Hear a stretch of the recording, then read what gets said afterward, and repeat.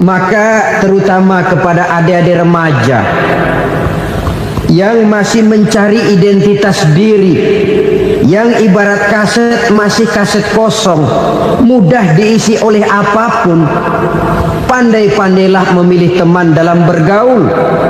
Karena banyak orang yang tadinya baik-baik, ketika terseret dalam pergaulan dengan orang yang tidak baik, kebaikannya menjadi lentur dan luntur. Tapi berapa banyak bajingan-bajingan tengik, orang-orang yang berlumur noda dan dosa, tiap hari melakukan maksiat, namun bergaul dengan orang yang baik-baik, pada akhirnya sedikit demi sedikit beringsut dan berangsur dia terbiasa mengikuti kebaikan-kebaikan. Saya tekankan ini kepada remaja karena mereka masih mencari identitas diri. Apa yang mereka lihat mereka mau, apa yang mereka dengar mereka ingin tahu. Coba lihat kehidupan remaja. Pulang nonton film Rambo, pengen jadi Rambo, gagah, maunya belekai melulu. Pulang nonton film Superman, pengen bisa terbang. Pulang nonton India, nyanyi melulu. Wajar, mereka masih mencari identitas diri. Saya ini sebenarnya siapa? Lingkungan, pergaulan akan membentuk itu. Karena itu pandai-pandailah bergaul, karena ia sangat besar pengaruhnya dalam ikut membentuk kepribadian manusia. Apalagi sifat yang jelek lebih cepat menularnya ketimbang sifat yang baik. Sifat yang baik, watak yang soleh itu lambat sekali untuk menular. Tapi yang tidak baik, kan prosesnya mah kalau remaja biasanya mula-mula dengar. Karena dengar lalu pengen tahu. Karena pengen tahu lalu ngeliatin. Begitu ngeliatin kan pengen nyobain. Setelah nyobain ketagihan. Nah, ini prosesnya. Yang namanya ganja, morfin, narkotik awalnya kan begitu. Mula-mula dengar katanya kalau sudah fly to the sky, sudah melayang ke langit katanya, disitulah puncak kebahagiaan. Mulanya cuma dengar. Karena dengar pengen tahu. Karena pengen tahu lalu ngeliat, kumpul sama orang yang suka ngeganja. Setelah ngeliat, nah pengen ngerasain. Begitu ngerasain enak juga, ketagihan.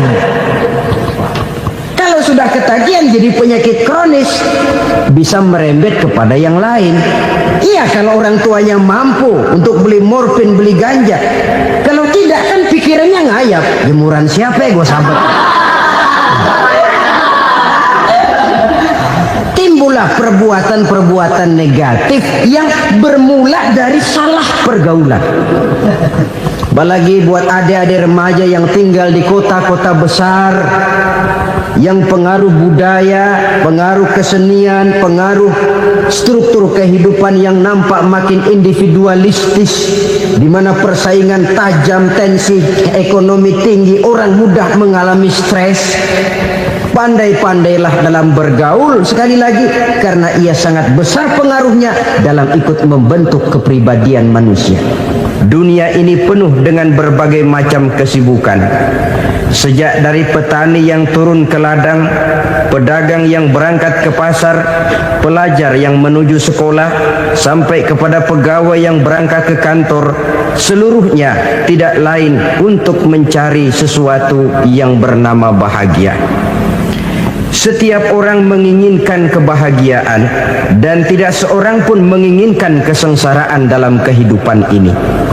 Namun nyatanya tidak setiap orang yang ingin bahagia mengetahui jalan yang harus ditempuhnya untuk sampai kepada kebahagiaan itu.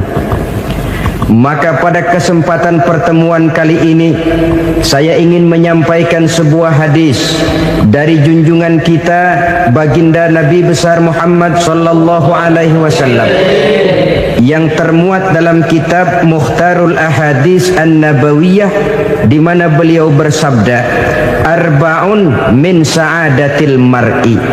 Ada 4 perkara yang merupakan tanda dari orang bahagia. Saya mau tanya, di antara saudara-saudara yang hadir di sini, apa ada yang kepengen jadi orang sengsara? seluruhnya tentu ingin mendapatkan kebahagiaan. Maka menurut resep dari Nabi kita, tanda orang bahagia itu 4. Jadi kalau saudara ingin bahagia, harus mempunyai 4 perkara ini. Yang pertama, orang bahagia itu kata Nabi, darun wasi'un, punya rumah biar bagus asal gede, enak ngaturnya, daripada sudah punya rumah kecil adanya di pinggir kali, gubuk, kalau hujan bocor, miring lagi, kiamat. Loh, kalau gitu Islam materialis dong. Hadis ini boleh diartikan dengan makna hakiki, arti yang sebenarnya, boleh diartikan dengan makna majazi, arti kiasan. Kalau dia diartikan dengan arti kias, maka yang dimaksud darun wasi'un ay qalbun wasi'un, rumah yang luas tidak lain daripada hati yang lapang. Karena di situ kunci kebahagiaan yang sebenarnya. Walaupun kita cuma tinggal di petak berukuran 2 kali 3 meter, kalau hati kita luas-luas rasanya rumah itu. Tapi biar rumah kita halamannya saja puluhan ribu hektar, ada kolam renangnya, kamar tidurnya tidak lagi terhitung, kalau hati yang menempati rumah itu sempit, maka akan terasa sempit jugalah rumah itu. Tempat bergantungnya tidak lain adalah hati. Marilah kita mencoba melihat berbagai pandangan orang tentang bahagia ini. Ada orang menyangka bahwa bahagia itu kalau dia mendapatkan harta yang sebanyak-banyaknya. Siapa yang banyak harta, dialah raja.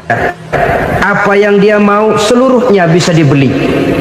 Keamanannya, dia bisa menyewa petugas.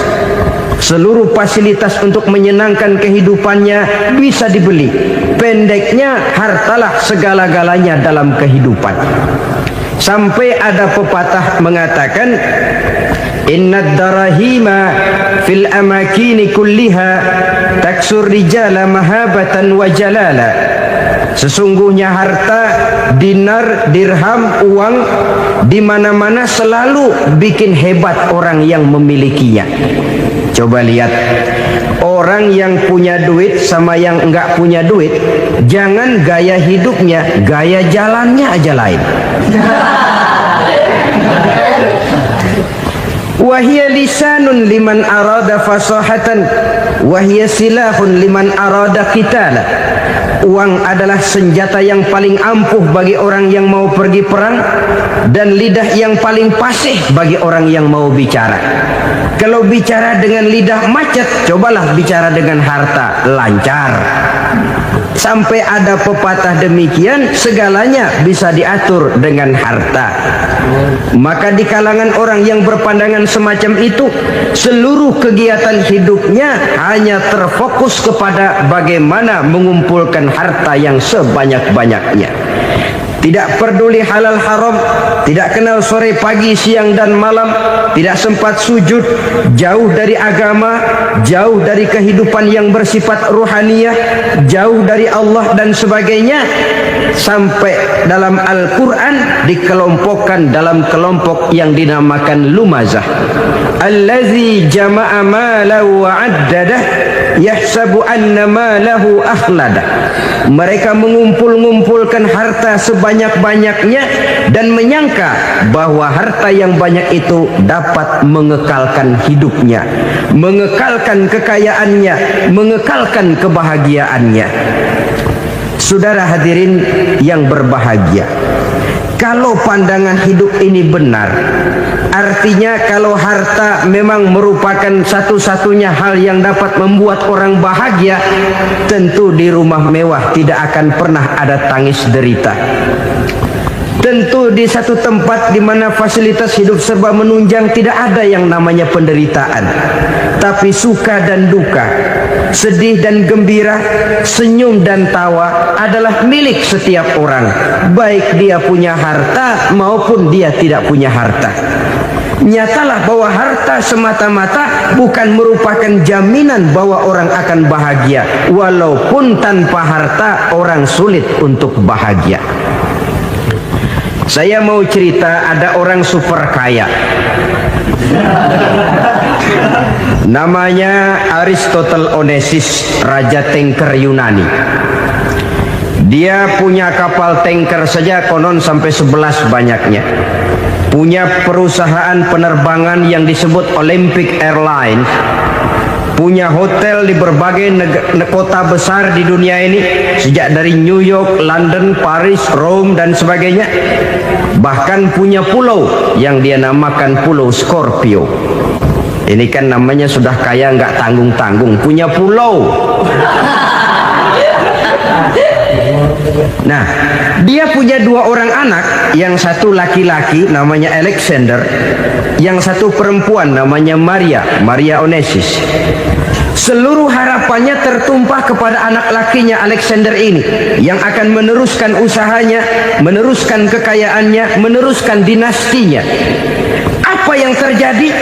Ternyata anak yang dia harapkan yang bernama Alexander ini mati muda dalam kecelakaan pada waktu dia olahraga. Apa olahraganya? Namanya olahraga anak orang kaya, golongan jet set. Olahraganya olahraga pesawat terbang. Jatuh, ya nggak kaput, habis mati.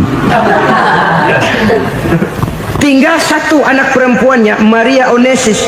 Tapi anak perempuan ini juga malah urakan. Terakhir dia pacaran, bahkan kemudian kawin sama orang Rusia. Rupanya Aristotle Onesimus ini broken. Kekayaannya yang berlimpah ruah, perusahaannya yang begitu banyak, siapa yang akan meneruskan? Siapa yang akan menggantikan? Sampai kemudian dia mengurung diri di Pulau Scorpio dan mati di sana secara mengenaskan.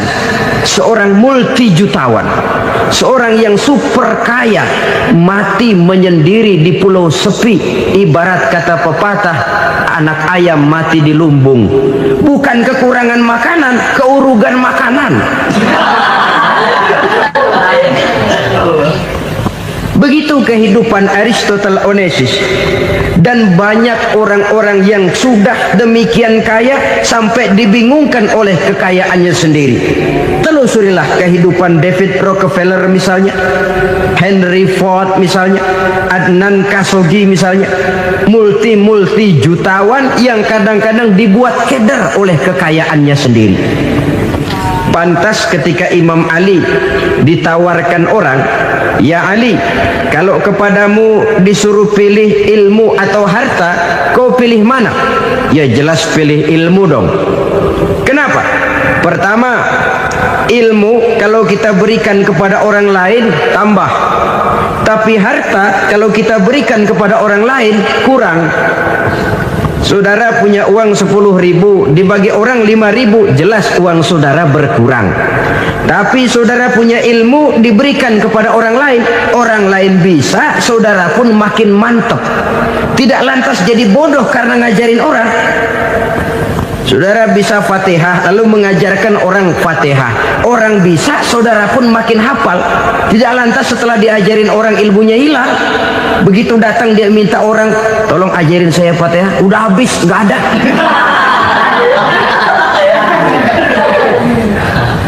Yang kedua kata Imam Ali, ilmu menjaga kita. Kalau harta, kita yang harus jaga. Makin banyak ilmu, makin terpelihara diri seharusnya. Tetapi makin banyak harta, makin bingung kita jaganya. Sampai kadang-kadang kalau perlu seluruh keliling rumah dipasangi alarm. Belum cukup, disewakan anjing besar-besar, pasang di depan pintu, awas anjing galak. Masih belum cukup juga, cari centeng tukang-tukang kepruk jaga rumah. Masih terasa belum aman, padahal rumahnya dikelilingi tembok besar. Di balik tembok ada pintu-pintunya tebal. Di balik pintu itu terbuka masuk kamar, kamar pun ada pintunya pun kuat. Masuk ke dalam kamar, ada lemari, lemarinya pun pintunya kuat, dikunci, kuncinya pun kuat.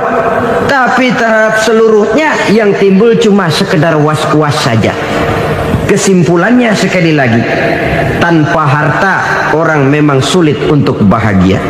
Tapi harta semata-mata tidak merupakan jaminan orang akan bahagia. Dengan hati yang luas, itu modal utama untuk mencapai kebahagiaan hidup. Orang yang hatinya luas, saudara-saudara, punya hati yang lapang, melihat kenyataan hidup ini, dia bersyukur senantiasa kepada Allah. Lantas tidak timbul hasud dan iri hatinya. Oleh karena itu jiwanya selalu lapang. Kalau tidak, cupik hati namanya, dangkal pandangan, tidak senang melihat orang lain dapat nikmat, dan itu sering dijadikan contoh. Kalau orang yang lapang dada, dia lihat tetangganya beli TV baru, dia berkata, alhamdulillah ya, tetangga kita beli TV, mudah-mudahan kita bisa ikut nonton. Lapang dadanya. Tapi orang yang sempit hati, lihat tetangga beli televisi, meriang. Enggak dia apa-apain, meriang. Besoknya dengar tetangga beli motor, makin sakit, ke rumah sakit. Lalu di rumah sakit dengar tetangganya beli mobil, mati. Disiksa oleh perasaannya sendiri. Orang kalau hati sudah sempit dalam hidup, kemanapun dia pergi, sempit rasanya medan kehidupannya. Kemudian kita melihat juga ada orang yang menilai bahwa bahagia itu katanya kalau punya kedudukan yang tinggi, pangkat yang agung, wibawa yang besar. Mungkin betul, tapi mungkin juga tidak. Bergantung kepada hati orang yang punya pangkat itu. Sama dengan harta tadi. Harta akan membawa bahagia kalau dia jatuh ke tangan orang yang berhati lapang. Tapi harta akan jadi bencana kalau jatuh ke tangan hati orang yang sempit. Pangkat akan membawa bahaya kalau jatuh di tangan hati orang yang sempit. Lebih dari itu, kenyataan mengajarkan kepada kita bahwa ternyata pangkat dan jabatan tidak selamanya memberikan kebahagiaan dalam kehidupan. Bahkan resikonya kelewat besar. Beberapa bukti kita bisa ambil dari para pemimpin dunia yang menjadi korban lantaran pangkat dan jabatan yang disandangnya. Saudara ingat Presiden Abraham Lincoln dan John Kennedy dari Amerika? Dibunuh orang. Pak Chung Hee dari Korea Selatan, Ziaur Rahman dari Bangladesh, Anwar Sadat dari Mesir, terakhir Indira Gandhi dari India, menjadi korban dari pangkat dan jabatan yang disandangnya dari orang-orang yang tidak senang dia memegang jabatan itu. Dia akan mudah mengundang bencana. Sehingga pantas kalau seorang presiden terkemuka Amerika, Harry Truman namanya, dia mengatakan jabatan presiden itu, kata dia, seperti orang nunggang macan, naik macan. Harus kita taiki, kalau enggak dia bakal nerekam kita, ngeri katanya. Adapun orang yang hatinya lapang, kalau dia menerima pangkat dan jabatan, dianggapnya itu satu kesempatan untuk berbuat baik. Tapi orang yang berhati sempit, menerima pangkat dan jabatan, bukan kadang-kadang menerima, malah berusaha setengah mati mencapai dengan segala cara. Kalau perlu jilat atas, jilat atas. Jadi golongan sumuhun dawu. Jadi kelompok kulon nuwun, yes sir, yang kerjanya cuma oke bos. Kalau perlu jilat atas, jilat atas. Kalau perlu injak yang bawah, injak yang bawah. Perlu sikut kiri kanan, sikut kiri kanan. Yang penting pangkat dapat, jabatan dapat. Orang yang semacam ini, kalau sudah mempunyai pangkat dan jabatan, biasanya dia tidak menganggap itu sebagai amanah, tidak menganggap sebagai kesempatan berbuat baik, tapi malah kesempatan untuk memperturutkan hawa nafsunya yang dilatar belakangi oleh kesempitan hatinya tadi. Apalagi kalau orang memperoleh pangkat karena banyak mengeluarkan uang. Seakan-akan pangkat dan jabatan itu sekarang macam proyek, pakai tender. Siapa yang berani bayar segini naik, nggak berani minggir.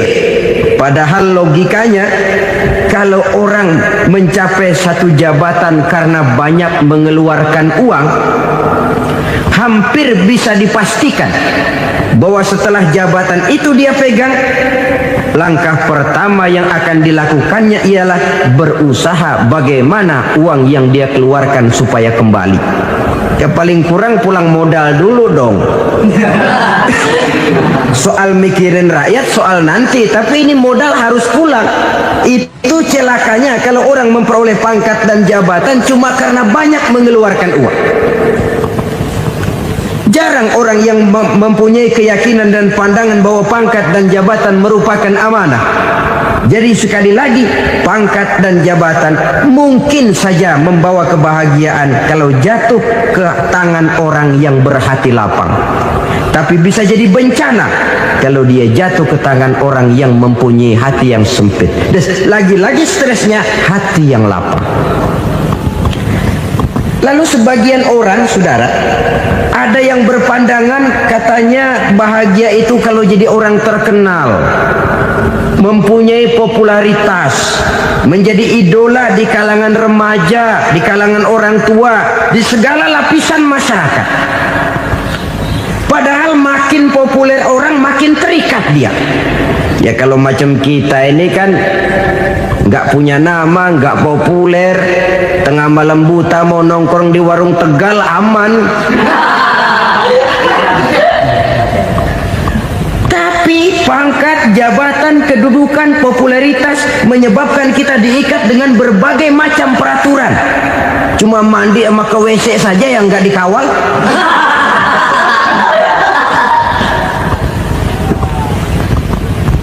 Benarkah popularitas, ketenaran membawa kebahagiaan? Mungkin ya, tapi mungkin juga tidak. Kenapa? Banyak orang-orang populer yang mengakhiri hidupnya secara tragis. Kita ambil beberapa nama. Di Amerika tahun 60-an ada bintang seksi paling terkenal yang dijuluki seks bom, bom seks. Sampai sekarang jadi legenda, namanya Marilyn Monroe. Singkatan dobelnya itu inisialnya MM, Marilyn Monroe. Terkenal, top, sampai dia mati tahun 62. Namanya sekarang masih saja dibicarakan orang. Kenapa dia bunuh diri? Tidak punya hartakah dia? Banyak. Kurang populerkah dia? Seluruh dunia mengenalnya. Sejak rakyat kecil sampai pejabat tinggi dia punya hubungan. Kenapa? Jenuh. Dia terlahir dalam keadaan yatim. Setelah itu tidak lama dia berangkat remaja, ibunya meninggal, pindah dari wanita asuh ke wanita asuh sampai 12 orang ibu angkatnya. Dan kekecewaan yang paling parah, setiap laki-laki yang dekat dengannya hanya seperti kapal berlabuh, datang dan pergi silih berganti. Padahal dia merindukan seseorang yang bisa melindungi hidupnya. Dia rindukan itu dan dia tidak pernah menemukan. Itu yang akhirnya menyebabkan dia minum pil tidur kelewat dosis, minum obat tidur kebanyakan, ya tidur terus sampai sekarang.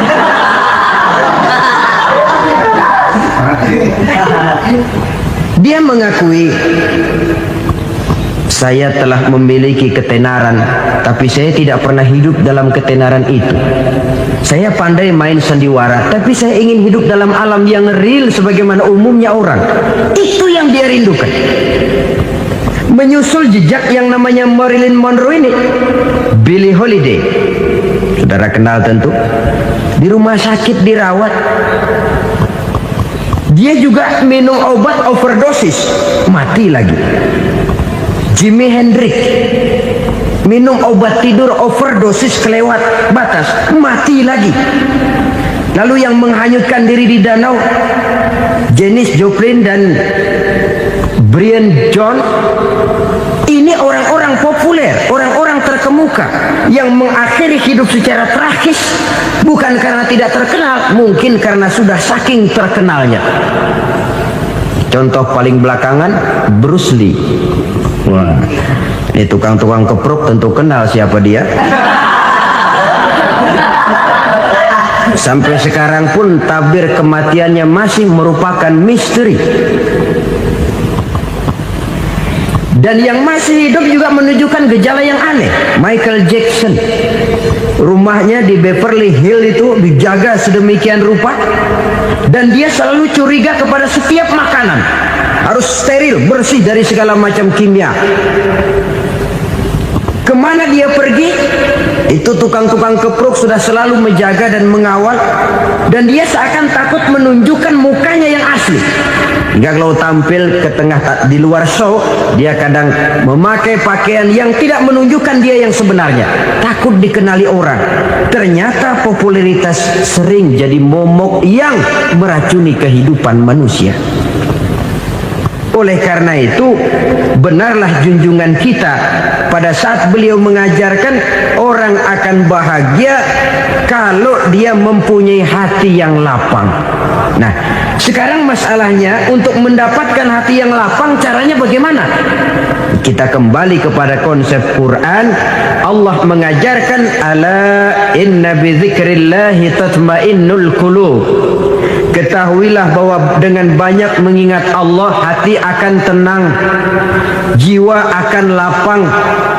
Dengan kata lain, dekat dengan agama, merasakan kehadiran Allah dekat dalam hidup, itu muara pertama untuk mencapai hati yang lapang. Ala inna bi dzikrillahi tatmainnul qulub. Jangan macam orang sekarang ingin mendapatkan ketenangan lalu tapak di puncak gunung, di gua-gua, di tempat sepi. Iyalah kalau nggak ada ular. Kalau tergigit ular berbisa, ketenangan belum, mati jelas itu.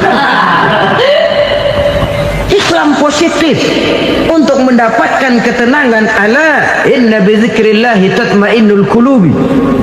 Bahwa ketahuilah bahwa dengan banyak mengingat Allah, hati akan tenang, jiwa akan lapang, nuansa pikiran akan luas. Karena yang namanya bahagia ada dimanapun manusia berada. Di kampung ada bahagia, di kota ada bahagia, di ngarai, di lembah, di gunung, di hutan, di lautan, di angkasa luar, dimanapun bahagia itu ada kalau kita bermodalkan hati yang lapang ini. Dan hati akan lapang kalau kita dekat dengan agama. Dekat dengan harta buat sementara hati mungkin tenang, tapi ketenangan yang relatif dan temporer. Apalagi orang tiap kali tambah harta, tiap kali tambah rencana, itu wajar. Mungkin sebelumnya saudara berpikir, kalau punya duit 5.000 enak nih. Begitu punya duit 5.000, aduh sayang kalau 10.000 aja. Tiap kali tambah harta, tiap kali lain rencana. Makin banyak rencana, makin menjauhkan kita dari yang namanya ketenangan. Padahal ketenangan merupakan unsur utama untuk mencapai bahagia. Dan ketenangan itu bermuara dalam hati manusia. Tengoklah kehidupan ini. Orang yang banyak harta dengan orang miskin, berbedakah rasa sakit yang mereka tanggungkan? Rasanya tidak. Walaupun si kaya tidur di kasur empuk berselimutkan sutra mahal, sementara si miskin meringkuk di balai bambu yang keras dan kasar. Apabila maut datang, dia juga tidak pernah pilih bulu. Maut datang menjemput si kaya di singgasana keemasannya, dikelilingi oleh para pengasuh, dayang dan idang serta para pengawal. Dan maut pun datang menjemput si miskin papa sehingga ia tergelepar di tepian jalan. Kedua-duanya bernama mati. Kalau nyata bahwa sakit yang ditanggung si kaya tidak beda dengan sakit yang ditanggung si miskin, bukan harta semata yang membuat orang bahagia. Hati yang tenang, jiwa yang lapang penuh kedamaian karena banyak berzikir dan mengingat Allah, itu merupakan modal utama untuk mencapai sesuatu yang bernama bahagia.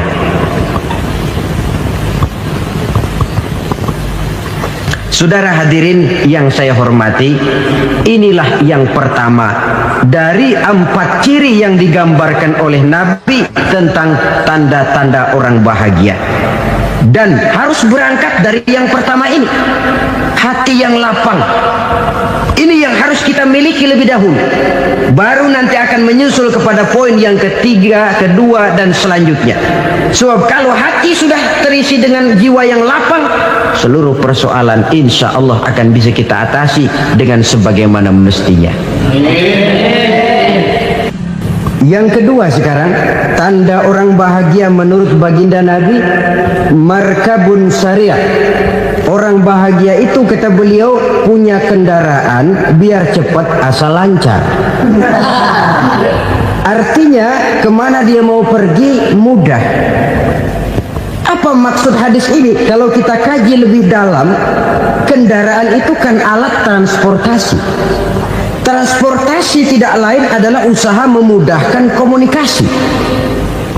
Pindah dari situ kepada teori bahwa manusia adalah zon political, makhluk bermasyarakat yang tidak bisa memenuhi kebutuhan hidupnya secara sendirian. Kita memerlukan keberadaan orang lain dalam kehidupan ini.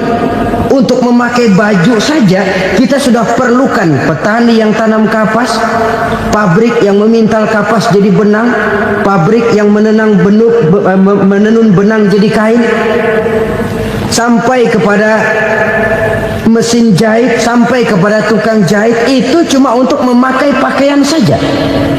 Tidak seorang pun di antara kita yang sanggup memenuhi kebutuhan hidupnya secara sendiri. Kita perlu orang lain. Maka kebebasan dalam arti mutlak, kebebasan tanpa batas, itu tidak mungkin ada dalam kehidupan. Karena kita mengadakan yang disebut interaksi sosial. Setiap kegiatan kita tentu melibatkan orang lain. Menurut kita barangkali kita bebas jalan di jalan raya semaunya, tapi orang lain berkendaraan pun merasa bahwa ini ada juga jalan haknya, dan begitu selanjutnya. Oleh karena itu, maksud dari kendaraan yang cepat ini adalah khulata'uhu ma'as solihin. Lingkungan pergaulannya terdiri dari orang-orang soleh. Pergaulannya luas.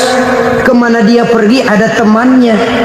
Kesulitannya ada tempat dia cerita. Dan kesulitan kalau sudah diceritakan kepada orang lain, taruh kata orang itu tidak bisa menolong, namun menceritakannya kepada orang yang kita percayai, kan paling kurang sudah mengurangi beban jiwa, mengurangi tanggungan batin, merasa masih ada tempat kita cerita. Maka lebih baik orang awam yang mau bergaul ketimbang orang setengah alim tapi ngunci pintu. Sebab nantinya akan timbul sikap picik, cupik pandangan, dan tidak luas menghadapi kenyataan dalam kehidupan ini. Namun yang harus kita garis bawahi, pergaulan memang mesti luas. Namun jangan sekali-kali lupa bahwa pergaulan sangat besar pengaruhnya dalam ikut membentuk kepribadian manusia. Sehari-hari bisa kita bilang, kalau kita dekat sama tukang minyak wangi, sekalipun nggak dibagi minyaknya, baunya tentu dapat. Betul? Tapi dekat sama tukang elas, walaupun nggak kena apinya, asapnya mesti kena. Kalau Syauqi mengatakan lebih jelas lagi, man asyaral asyrafa asya musyarrafan wa muasyiral anzali ghairu musyarrafin. Awalam taral jildal hakira muqabbalan bisagri lamma sara jildal mushaf. Siapa yang bergaul dengan orang mulia, dia bakal ikut menjadi mulia. Tapi siapa yang berteman dengan orang hina, dia tidak bakal ikut menjadi mulia. Tidakkah kau lihat, kata Syauqi, kulit kambing yang hina pun dicium orang ketika menjadi kantong Quran. Kulit kambing hina, kalau dia sendirian gak ada yang mau cium. Tapi begitu dia bergaul dengan Quran, menjadi kantong Quran, dipakein minyak wangi, ditaruh di tempat yang tinggi, mau diambil dicium dulu, dibawa dengan penuh hormat dan hati-hati.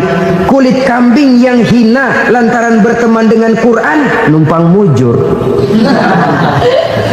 Tapi coba lihat kalau kulit kambing berteman dengan kayu, jadi beduk, habis. Zohor dikemplang, asar dipukul. Itu pun sedikit saja, cuma salah milih teman. Yang temannya Quran dihormati orang, yang temannya kayu lantaran jadi beduk, gelap-gelap subuh orang udah kemplangin.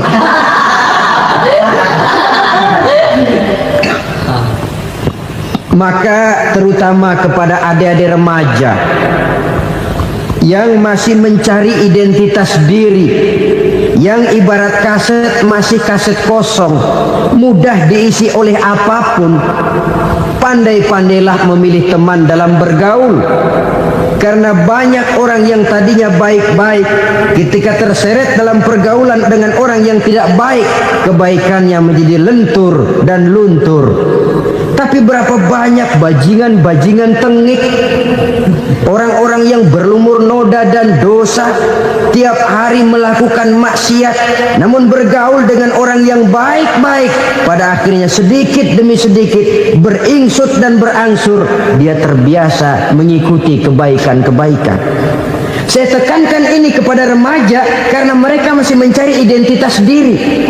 Apa yang mereka lihat mereka mau, apa yang mereka dengar mereka ingin tahu. Coba lihat kehidupan remaja. Pulang nonton film Rambo, pengen jadi Rambo, gagah, maunya belekai melulu. Pulang nonton film Superman, pengen bisa terbang. Pulang nonton India, nyanyi melulu. Wajar, mereka masih mencari identitas diri. Saya ini sebenarnya siapa? Lingkungan, pergaulan akan membentuk itu. Karena itu pandai-pandailah bergaul, karena ia sangat besar pengaruhnya dalam ikut membentuk kepribadian manusia. Apalagi sifat yang jelek lebih cepat menularnya ketimbang sifat yang baik. Sifat yang baik, watak yang soleh itu lambat sekali untuk menular. Tapi yang tidak baik, kan prosesnya mah kalau remaja biasanya mula-mula dengar. Karena dengar lalu pengen tahu. Karena pengen tahu lalu ngeliatin. Begitu ngeliatin kan pengen nyobain. Setelah nyobain ketagihan. Nah, ini prosesnya. Yang namanya ganja, morfin, narkotik awalnya kan begitu. Mula-mula dengar katanya kalau sudah fly to the sky, sudah melayang ke langit katanya, disitulah puncak kebahagiaan. Mulanya cuma dengar. Karena dengar pengen tahu. Karena pengen tahu lalu ngeliat, kumpul sama orang yang suka ngeganja. Setelah ngeliat, nah pengen ngerasain. Begitu ngerasain enak juga, ketagihan. Kalau sudah ketagihan jadi penyakit kronis, bisa merembet kepada yang lain. Iya, kalau orang tuanya mampu untuk beli morfin, beli ganja. Kalau tidak kan pikirannya ngayap, jemuran siapa ya gue sahabat. Timbullah perbuatan-perbuatan negatif yang bermula dari salah pergaulan. Apalagi buat adik-adik remaja yang tinggal di kota-kota besar, yang pengaruh budaya, pengaruh kesenian, pengaruh struktur kehidupan yang nampak makin individualistis, di mana persaingan tajam, tensi ekonomi tinggi, orang mudah mengalami stres. Pandai-pandailah dalam bergaul, sekali lagi, karena ia sangat besar pengaruhnya dalam ikut membentuk kepribadian manusia. Orang bahagia punya kendaraan yang cepat, artinya punya pergaulan yang luas, dan lingkungan pergaulannya terdiri dari orang-orang yang soleh. Kemana dia pergi ada teman, kesulitannya ada tempat dia cerita. Tapi kalau sudah menyendiri, hidup sendiri, kesulitan dipikiri sendiri, bisa mati belum waktunya. Tidak ada tempat berbagi rasa. Tidak ada tempat bercerita, tidak ada tempat mengurangi beban dalam kehidupan. Pantas betul kalau Islam sangat menggalakkan dan menganjurkan orang kalau sudah sampai waktunya itu untuk melangsungkan nikah. Kata Nabi, ya ma'syaras syabab man istata'a minkumul ba'at falyatazawwaj. Hai para pemuda, kalau sudah mampu memberi nafkah, kawinlah, nikahlah kamu. Kenapa? Sudah ada teman hidup, tempat berbagi rasa. Kesulitan kalau ada tempat cerita akan lebih ringan ketimbang kita telan sendiri, walaupun bobot kesulitannya sama beratnya. Saudara-saudara kaum muslimin rahimakumullah, inilah ciri yang kedua, punya kendaraan biar cepat asal lancar. Kemana kita mau pergi gampang.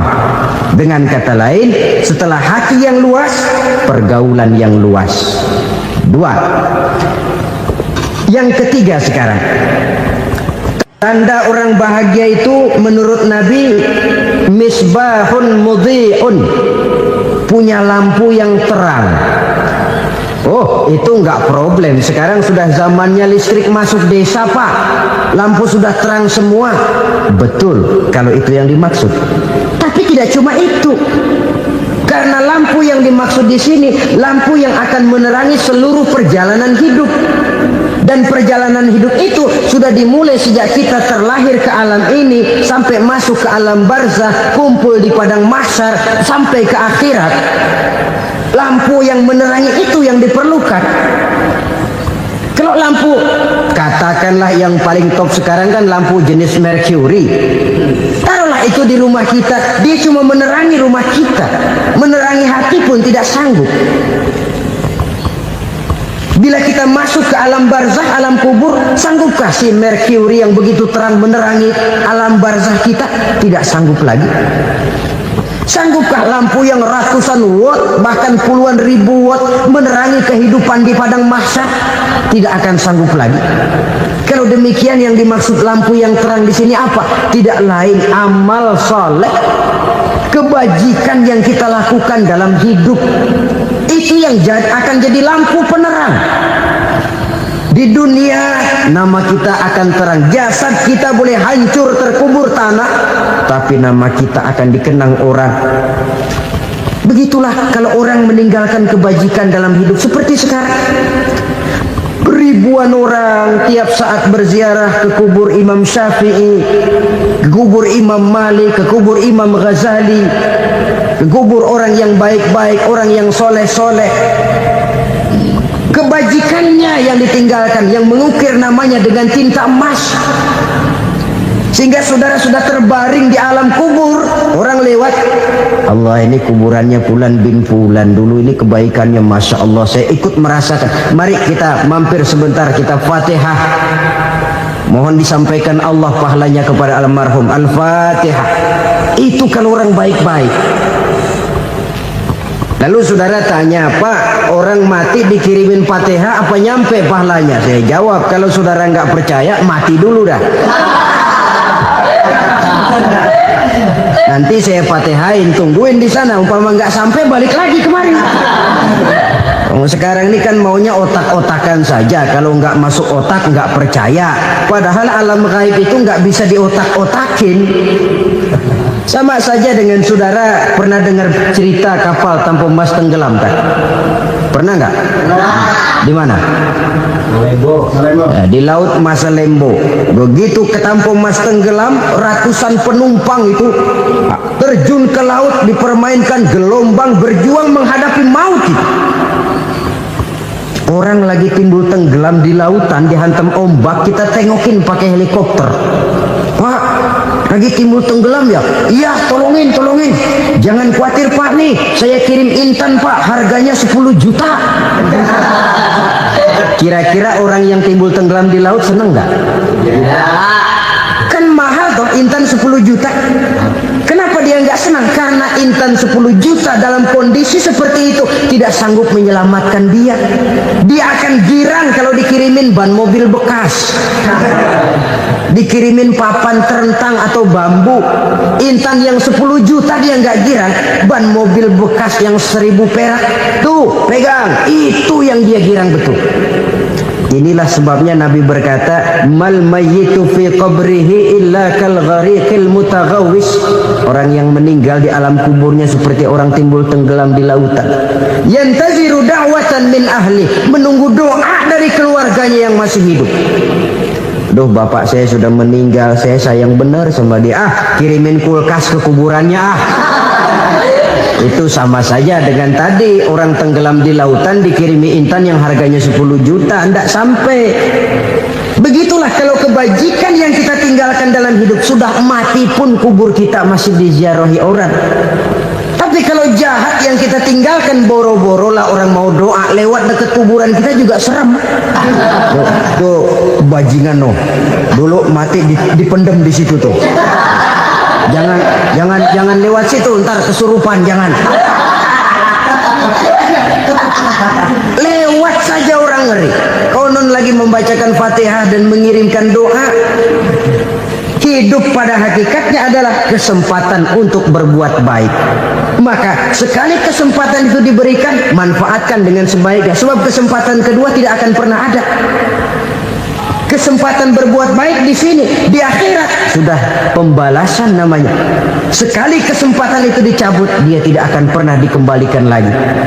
Kata Iqbal, hidup tidak mundur ke belakang, Bung. Berhenti diinjak orang, mundur hancur. Tidak ada kata mundur dalam hidup ini. Berhenti diinjak orang, mundur kecebur. Tidak ada kata lain, harus maju dalam kehidupan dalam artian yang positif. Hidup adalah kesempatan untuk mengumpulkan kebajikan yang sebanyak-banyaknya. Di situ nilai daripada manusia. Sekarang ini memang nggak kelihatan kok, orang yang banyak pahala sama yang banyak dosa nggak kelihatan kok. Barangkali kalau habis bikin dosa palanya pada benjol, mungkin orang takut sama dosa. Tapi sekarang sama saja, orang yang banyak dosa dengan yang nggak banyak dosa jalan bareng dari belakang, sama, nggak kelihatan beda. Tapi ada waktunya di mana pahala memegang peranan, di mana dosa diperlihatkan. Sama saja kalau kita bawa mobil siang, lampu kan nggak begitu berfungsi. Apa lalu bilang, alah ini lampu berat-beratin, copot-copotin aja dah. Tidak perlu begitu. Kenapa? Pada suatu saat malam senja akan datang. Bila matahari terbenam, senja pun datang, gelap mulai merayap, disitulah baru terasa perlunya lampu. Pahala begitu. Sekarang orang yang nggak ada pahalanya nggak kelihatan dalam kehidupan. Tapi pada suatu saat senja kehidupan akan datang. Ajal merenggut nyawa, malam merayap, dan hidup mulai diliputi kegelapan di alam barzakh. Dikala itu kalau nggak punya lampu, alangkah malangnya kita. Sebab amal yang baik, kata Nabi, di alam barzakh itu akan diciptakan menjadi perempuan yang cantik menemani kita. Amal yang jahat akan menjadi orang yang paling jelek nemenin kita. Udah di tempat gelap yang nemenin jelek.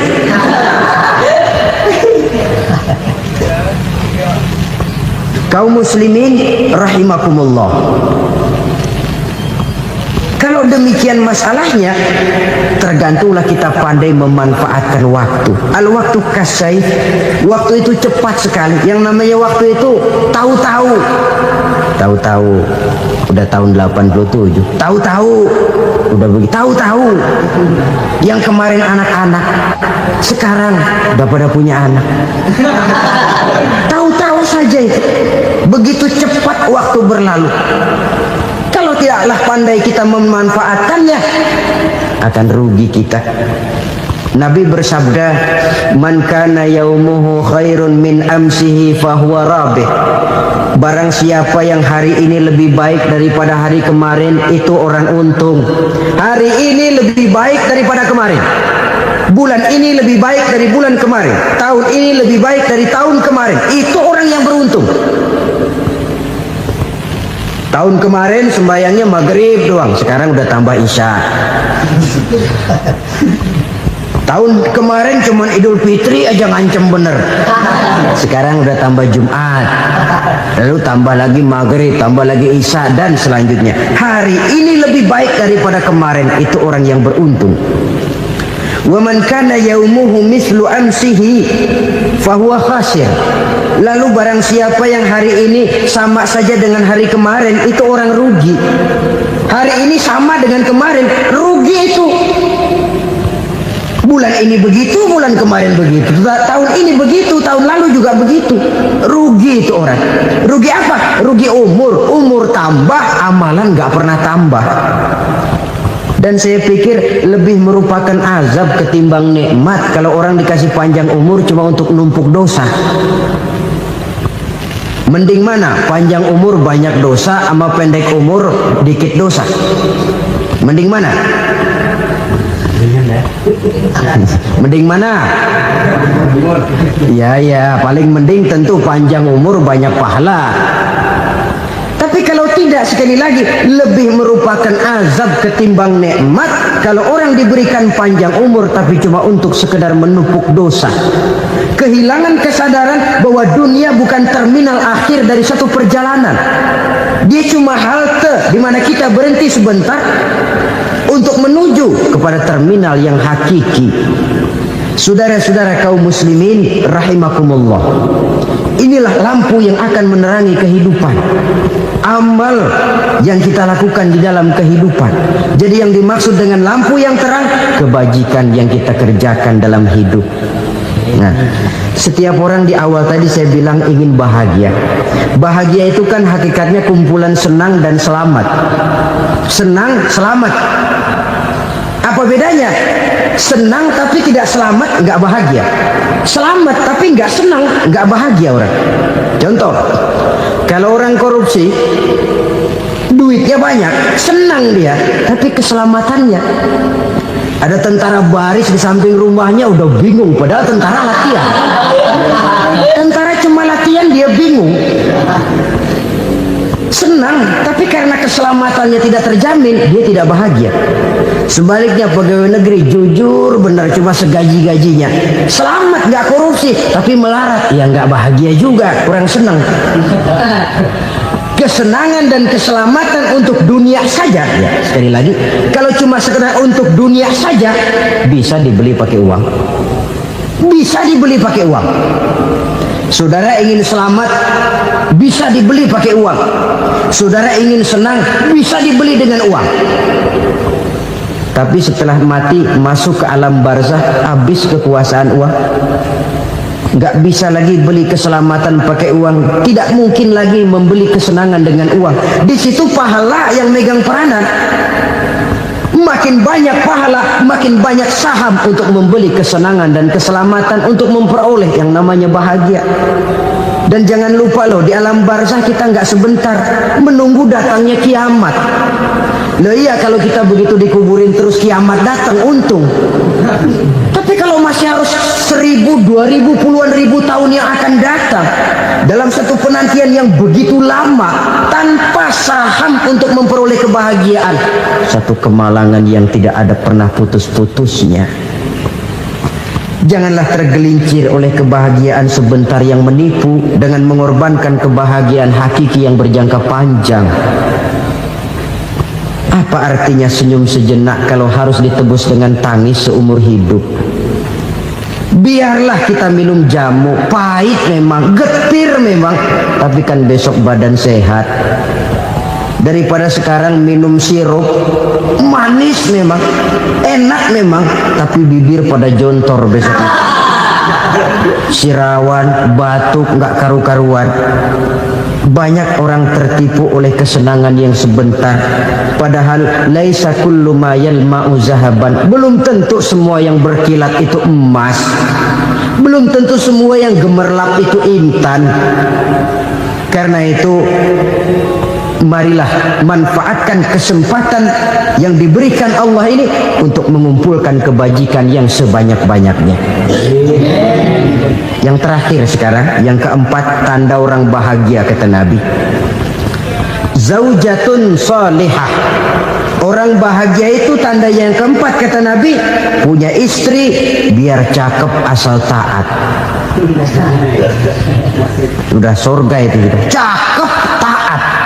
Istri kayak gitu, kalau belum mati jangan dikuburin dulu. sudah cakep taat lagi. Tapi kadang-kadang enggak, udah jelek ngadat melulu. Apa yang mau dipilih? Sebab itu Quran mengatakan istri pakaian untuk suami, suami pakaian untuk istri. Kenapa suami istri diibaratkan pakaian? Alangkah tingginya gaya bahasa Quran ini. Suami istri teman hidup, hidup perjalanan panjang. Sejak kita dalam rahim sudah ada hidup kan di sini. Sampai ke alam dunia, masuk ke alam barzah, kumpul di padang mahsyar, sampai menuju akhirat, itu perjalanan hidup. Carilah istri atau suami teman hidup yang membawa manfaat tidak hanya kehidupan di dunia ini, sampai di alam barzah, sampai di padang mahsyar. Suaminya mungkin meninggal lebih dulu atau istrinya mungkin meninggal lebih dulu, tapi suami atau istri yang masih hidup berbuat kebajikan.